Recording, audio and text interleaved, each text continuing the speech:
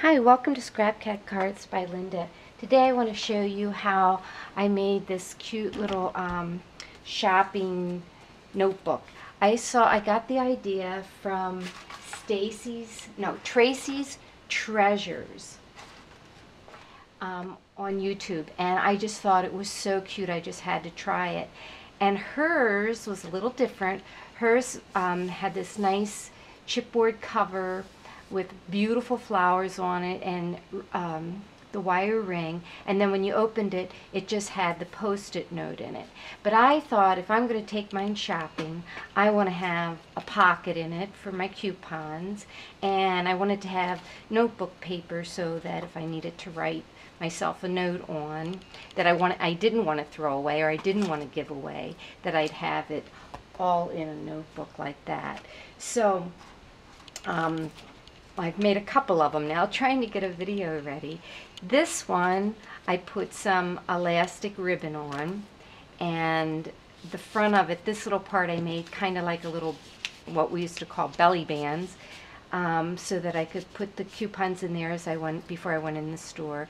But I also had my little pocket in here to slip the coupons in as I got them, or and then I could write my list in here before I went to the store. So this is my little going shopping notepad post-it note holder. So I thought I'd show you how to do that. First I started with some chipboard, and I had lots of this chipboard from when I taught school that they were going to throw away, and I cut it down to 5 1/4 by 4. Then I covered both sides of it with designer paper. This paper is from Stampin' Up. The paper I used on the other two was Cosmo Cricket. So I covered the chipboard.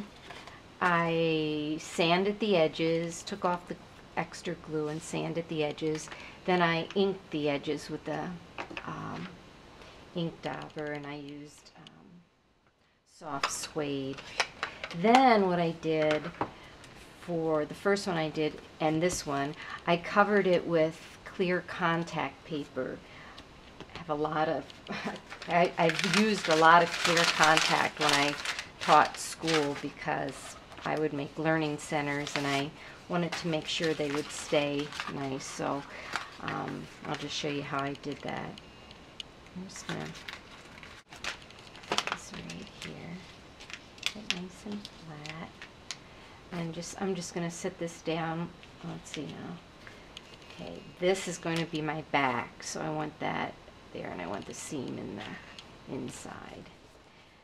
And just turn it over, make sure it's no bubbles, and pull this in. The best way to do clear contact is to start in the middle. Now I know Xyron, or one of those companies, makes a really nice laminating thing. I have a heat laminator, but you have to get it so that it hangs over the edge, and I don't know, I don't think it would work very good for this thick. In fact, I know it doesn't work good for this thick chipboard because I tried it at school. And I'm just taking a ruler now and pressing it out, getting out all the bubbles, making sure it's sticking really good. And then I'll just take a knife or a pair of scissors and trim the edges. I've already punched holes in this with my cinch, so I'm going to have to do that again. But this way I know where the holes go. So I'm just trimming off the edges here, and I hope I'm still in the camera, because the other two videos I made, I kept going out of the camera. I probably should mark my thing here so I know right where to stay. Alright, so there I have my cover and my back, and then this is the little pocket, and I've inked around that. I'm going to cover this one too. Trim in.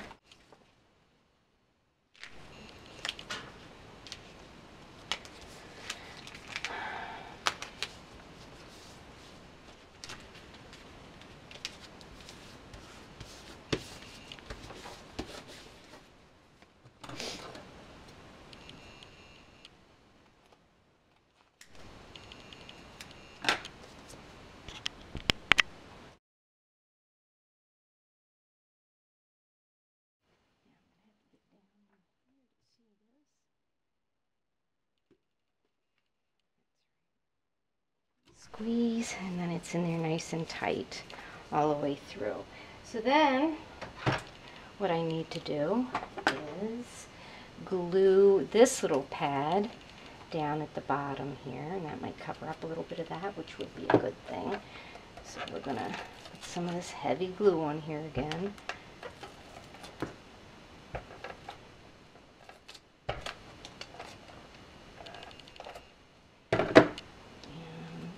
And oh, it's so sticky. So make sure I get it in the right place. Right there. Okay, so I need 7 little things for the for this project. So what I'm going to do is, they say to put the cover on, then the back, then the inside. So let me just make sure I did that right, so that when this comes around, this is the front. Alright, so I'm going to put that on there like this. And I think that's just to hide the wire part. I'm not 100% sure that I'm doing this right, but hopefully I am. So then I put it together like that. I turn my cinch around. I put it in here, and then I just press it together. And make sure I get that in just right.